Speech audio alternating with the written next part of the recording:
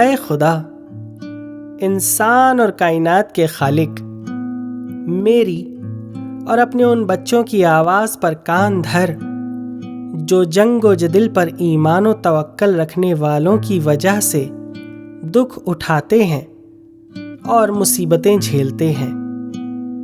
اے امن و سلامتی کے خدا، میری آہو پکار کو سن، کیونکہ میں ان سب لوگوں کی طرف سے تیرے حضور عرض کرتا ہوں جنہوں نے انسانی تاریخ کو مختلف ملکوں، وقتوں اور زمانوں میں جنگ و جدل کا نہیں بلکہ امن و شانتی کا راستہ اختیار کیا اور سلامتی کی راہوں پر چلے۔